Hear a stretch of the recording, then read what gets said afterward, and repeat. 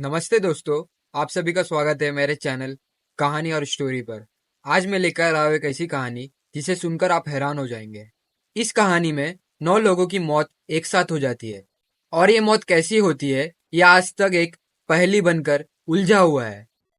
बहुत सारे वैज्ञानिकों ने भी इस मौत के पीछे का कारण जानने की कोशिश की, लेकिन आज तक कोई सटीक सबूत नहीं मिला है कि मौत के पीछे क्या कारण हो सकती है।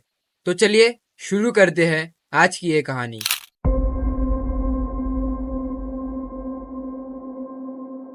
सन 1959 रूस के बर्फ से ढकी हुई पहाड़ियों पर 9 ट्रैकर्स नौजवानों की लाशें मिलती है। शरीर अर्धनंग, कुछ की हड्डियां पसलियां टूटी हुई और कुछ के तो आंख गायब हो गए थे और कुछ लोगों के जुबान तक गायब थे। कुछ के कपड़ों में रेडियंस तक मिला। ये पहेली आज तक सुलझ नहीं पाई है। ये कोई एक्सीडेंट था या इन लोगों को किसी ने मारा है, यह आज तक एक पहेली बनकर उलझी हुई है। आज हम जानेंगे डायलो पास ट्रेजेडी की पूरी सच्चाई। 27 जनवरी 1959 को उरल पॉलिटेक्निक इंस्टीट्यूट के 10 स्टूडेंट्स और ग्रेजुएट्स ने एक ट्रैक टर्निंग मिशन का आरंभ किया और इस ट्रैकिंग के लिए उन लोगों ने रसिया की गोरा ओट्रेंट पहाड़ी को चुना था। इस ग्रुप का लीडर 23 साल का था जिसका नाम था एगोर डायलोव। सभी बहुत ही अनुभवी और स्केनिंग और ट्रैकिंग में माहिर थे, पर इसमें से एक सदस्य यूरी यूडिन इस ट्रैकिंग को आधे रास्ते में ही छोड़कर चला जाता है क्योंकि उसे हेल्थ प्रॉब्लम होने लगती है और उस ट्रैकिंग को आधे रास्ते में ही छोड़कर चला जाता है। और अब 10 में से बचते हैं सिर्फ 9 नौजवान। अब बचे सिर्फ 9 स्टूडेंट्स जिसकी कहानी हम आज सुनेंगे। रास्ता बहुत ही मुश्किल था, लेकिन ये नौजवान आगे बढ़ते गए और बर्फीली पहाड़ियों को पार करते गए। लेकिन धीरे धीरे मौसम खराब होता गया और ये सभी तय रास्ते से भटककर खोलाट सैकी पहाड़ पर जाकर पहुंच गए और वहां पर जाकर ये सभी फंस गए। ये जगह स्थानीय मानसी जनजाति के अनुसार मौत का पहाड़ कहलाता था, लेकिन ग्रुप ने नीचे उतरने की बजाय वहीं पर टेंट बांधकर वहीं पर रुकना तय किया। और ये लोग ने ऐसा इसलिए किया ताकि ये लोगों को वापस चढ़ाई ना करना पड़े। 12 फरवरी जब ये ट्रैकर्स वापस नहीं आए तब इनकी तलाशी शुरू की गई। 26 फरवरी को एक टीम को उनका टेंट मिला, लेकिन टेंट को अंदर से काटा गया था। ऐसा लग रहा था कि वो टेंट से ये लोग जबरदस्ती बाहर निकलना चाहते हैं ताकि इनकी जान बच जाए। टेंट के अंदर जूतों की लाइन लगी हुई थी, खाना पड़ा हुआ था। ऐसा बिल्कुल भी नहीं लग रहा था कि कोई भी सामान टेंट से बाहर ले जाने की प्रयास की गई हो। इन ट्रैकर की लाशें टेंट से कुछ 100 मीटर के आसपास पे पड़ी हुई थी। इनमें कुछ की लाशें बिना कपड़े की थी तो कुछ की लाशें बिना जूतों की थी। इतनी कड़कड़ाहट ठंड में बिना कपड़ों की लाश मानो जैसे सड़ गई हो। 9 में से 6 लोगों की मौत हाइपोथोमिया से हुई, मतलब ठंड लगने की वजह से 6 लोगों ने अपनी जान गंवा दी। लेकिन उन 9 में से 4 जन की लाश ऐसी थी कि जो भी उस लाश को देखता उसका दिल बहल जाता। वो लाश बहुत ही बुरी कंडीशन में थी।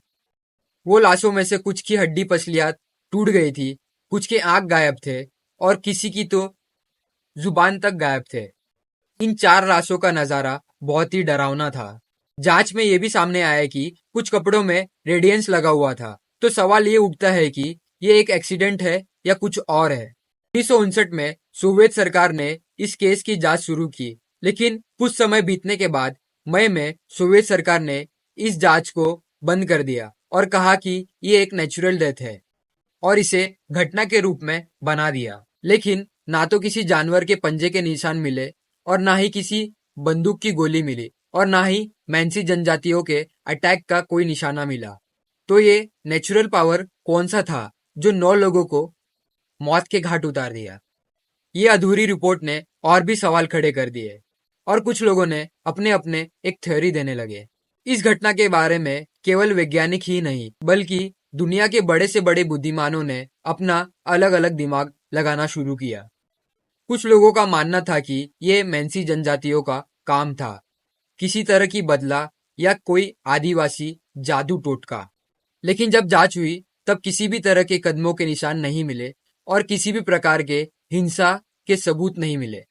मैसी जनजाति के लोग इस इलाके को पवित्र मानते हैं और इस थ्योरी को आधिकारिक तौर पर खारिज कर दिया गया। दूसरी थ्योरी जासूसी और मिलिट्री एक्सपेरिमेंट से जुड़ी थी।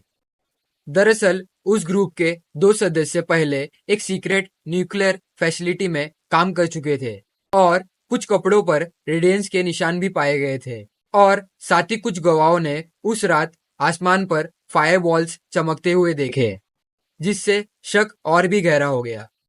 क्या ये सीक्रेट मिलिट्री टेस्ट था जो गलती से 9 ट्रैकर्सों के मौत का कारण बना? इसके बाद आती है सबसे रोमांचक थ्योरी। इस थ्योरी में इस घटना को यूएफओ और एलियन से जोड़ा गया।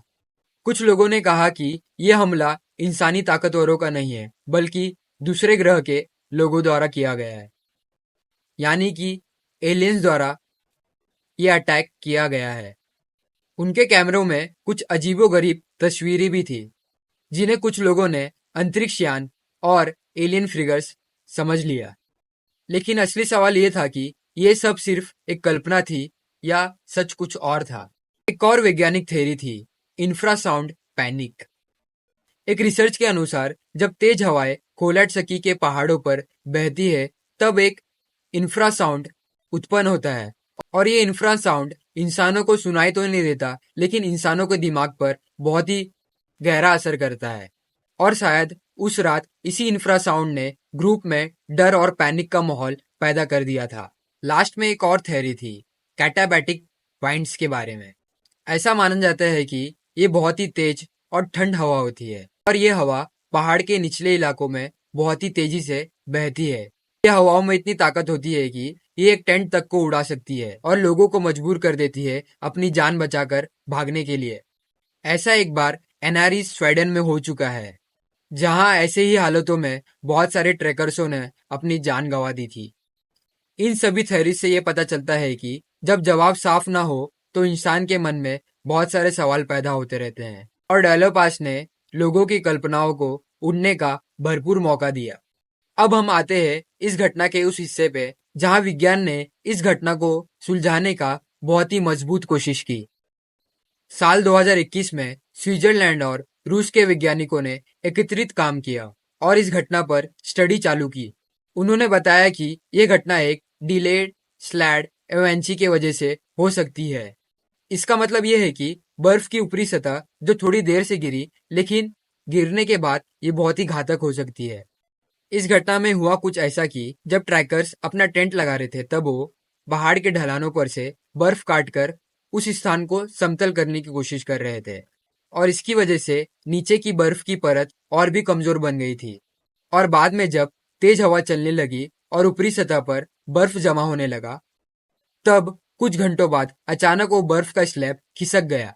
अवालांच उतना बड़ा तो नहीं था, लेकिन इतना घातक था कि टेंट पर गिरकर उसे पिचका दे और अंदर मौजूद टेंट में लोगों को डराकर भागने पर मजबूर कर दे। इस स्टडी के अनुसार टेंट पर गिरी बर्फ और नीचे रखे स्की गियर के दबाव से शरीर पर अंदरूनी चोटें लग सकती है, जैसे पसलियों का टूटना, खोपड़ी निकलना और आंखें और जुबान तक बाहर निकल आ जाना। क्योंकि चोट बाहर से ज्यादा गहरी दिखाई नहीं देती, लेकिन अंदरूनी बहुत ही गहरा चोट होता है। तो ये थ्योरी कहीं ना कहीं मेल खा रही थी। सिर्फ मॉडलिंग ही नहीं, 2019 से 2022 तक अलग अलग वैज्ञानिकों की टीमों ने उस इलाके का दौरा किया। उन्होंने वहां बर्फ की स्थिति, ढलानों के एंगल और तेज हवाओं को रिकॉर्ड किया। सब कुछ उस डिले स्लैब अवांचल से मैच कर रहा था और ये थ्योरी सच लग रही थी। इस स्टडी ने पहली बार इस घटना में एक ठोस वैज्ञानिक आधार पेश किया, जिसने बाकी थ्योरीज और अटकलों को काफी पीछे छोड़ दिया। 2019 में रशियन पॉर्सुकुलर जर्नल ने फिर से जांच का आदेश दिया और इस जांच में इस बार नेचुरल रीजन पर काम किया गया। 2020 में रिपोर्ट आया था और उसमें मौत की वजह नेचुरल डेथ बताया गया था, जिसे अब अवाचल के रूप में बताया गया, यानी अब वो पुरानी लाइन साफ हो चुकी थी। आइए जानते हैं इस थ्योरी की कमजोरियां और ताकत के बारे में। अब अगर हम स्लैब अवाचल थ्योरी की ताकत और कमजोरियों की बात करें तो उसके पक्ष में बहुत सारी चीजें आती है। सबसे पहली बात, उस टेंट को अंदर से काटकर भागने की कोशिश की गई थी, वो इस थ्योरी में सच हो रहा है। अगर बर्फ का स्लैब अचानक टेंट पर गिरता है तो डर कर भागना एक स्वाभाविक प्रतिक्रिया है। इसके अलावा कुछ ट्रैकर्सों के पसलियां टूट गए थे और उनके आंख, जबान, यहाँ तक कि हड्डी भी टूट गई थी। इससे ये पता चलता है कि बर्फ का कोई भारी स्लैब उन पर गिरा होगा और ये सभी रीजन के वजह से ये थ्योरी और भी मजबूत हो जाता है। आधुनिक मॉडलिंग और हॉल एक्सपीरियंस से ये साबित होता है कि उस रात उस इलाके में बर्फ और हवाओं की परिस्थितियां ऐसी थी कि जो एवलांच स्लैब को जन्म दे सकती थी और ये थ्योरी और भी मजबूत बन गई थी। लेकिन इस थ्योरी में बहुत सारी कमियां भी है जिनके जवाब पूरी तरह तक नहीं मिले हैं। सबसे बड़ा सवाल है कि कुछ लाशों के आंख और जुबान गायब हो गए थे। आखिरकार वो गए तो गए कहाँ? और कुछ के कपड़ों में तो रेडियंस भी लगा हुआ था, तो रेडियंस कहाँ गायब हो गया? साथ ही किसी भी रेस्क्यू टीम ने उस घटना स्थल पर कोई भी एवलांच का मलबा नहीं देखा, जो अपने आप में एक बड़ा सवाल है। कुछ वैज्ञानिक मानते हैं कि उन लाशों के आंख और जबानों को किसी जानवर ने खा लिया होगा। इन सभी बातों को मिलाकर देखा जाए तो स्लेव एवलांच की थ्योरी काफी मजबूत दिखाई देती है। डैलो पास का रहस्य कई वैज्ञानिकों और एजेंसियों ने कई हद तक सुलझा दिया है।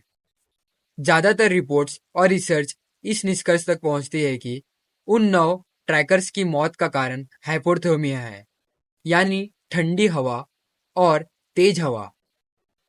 इसका मुख्य कारण है स्लैब हिमाचल, यानी ऐसी बर्फ की परत खिसकती है और नीचे बहुत जोर से गिरती है और उस बर्फ के परत के नीचे जो आएगा वो मौत के घाट उतर जाएगा। तो आपको ये कहानी कैसी लगी कमेंट में ज़रूर बताइएगा। अगर आपको ये वीडियो पसंद आई तो इस वीडियो को लाइक और शेयर ज़रूर कीजिएगा और हाँ, हमारे चैनल कहानी और स्टोरी को सब्सक्राइब ज़रूर कीजिएगा। तब तक के लिए बाय, फिर मिलेंगे एक नई कहानी के साथ। जय हिंद, जय भारत।